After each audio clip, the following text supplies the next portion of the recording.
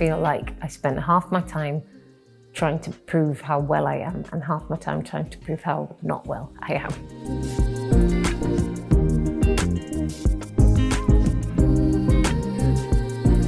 Myasthenia gravis is a neuromuscular autoimmune condition that affects the voluntary muscles in the body. These can be anything from the eyes to those we use for breathing, walking and lifting.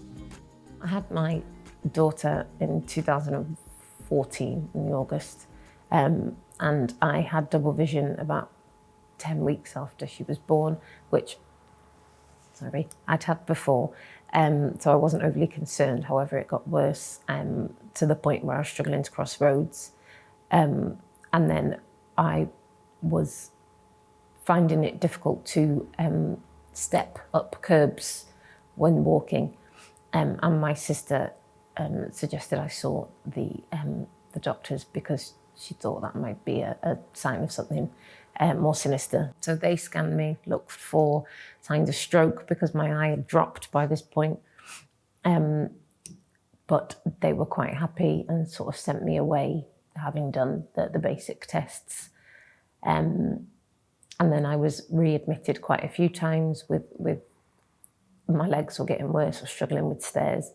There's a few ways that they diagnosed the condition. I think I was probably quite lucky in that mine was textbook, how it presented. But they did do the tensilon test, which I've since learned is a quite dangerous one, where they put something into your bloodstream and see if it reacts with your eyes. And they tend to use that as an indicator.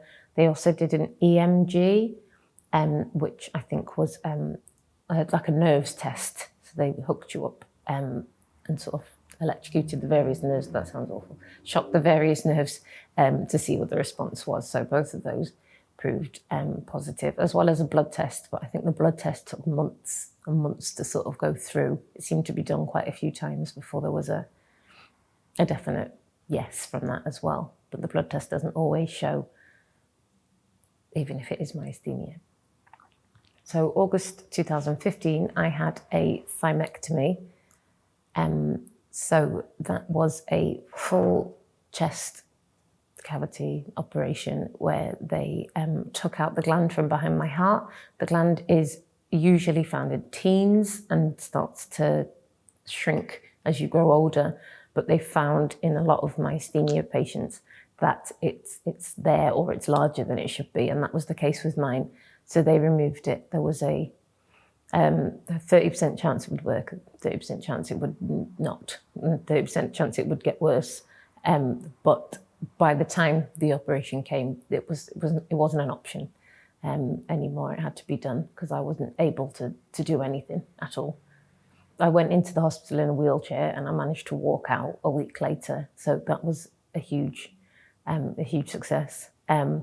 Every day afterwards, there was improvements in me doing more extra step or being able to lift something I hadn't lifted before, or my eye took the longest and still drops now, but it was opening more and more. The vision was improving. For about 2 to 3 years, there was good visible improvement each day, really, each week. I think there's a lot of sayings that are everyone is fighting a battle that you know nothing about, and I think that's so true. And I think with myasthenia gravis in particular, there is a lot of sort of ignorance around it. Like even in hospitals for appointments, I might ask for something and they look at me like I asked for a wheelchair. What do you need that for? Well, I'm struggling today, but they don't see it because they see a perfectly healthy 30-plus-year-old, and that's not the case. So that's a problem a lot of the time. And then with medical professionals, they sort of look at me and say, you look well. I'm like, but you should know better than that to be obvious. But yeah, it's hard to sort of be a mum and try and get on with a normal life.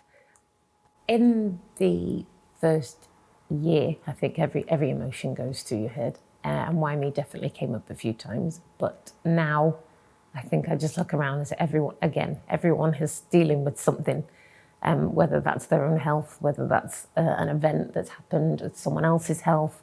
I think we've all got our various crosses to bear. So I don't really think that way anymore, but I definitely have thought that way. I probably found the most useful resources was Facebook, and that's for myasthenia awareness groups and pages where people would put their own experiences on, and forums. And there is a charity called MyAware that have various meetings across up and down the country, and groups as well, which they were really vital at one point, getting to know the people. But again, it was difficult because a lot of the people affected were over 60. So when I went to my first meeting, me and my mum were the youngest in the room. So just, yeah, it's a very strange world to find yourself in, but it's worth absorbing all the information and seeing what other people do to cope. And there's a lot of people are sort of diagnosed with psychological disorders before, because it's not a physically obvious condition, but it really is. It's life-threatening. It can be life-limiting, life-threatening, and it's a really difficult disease to sort of get your head around. And the more people know, the better.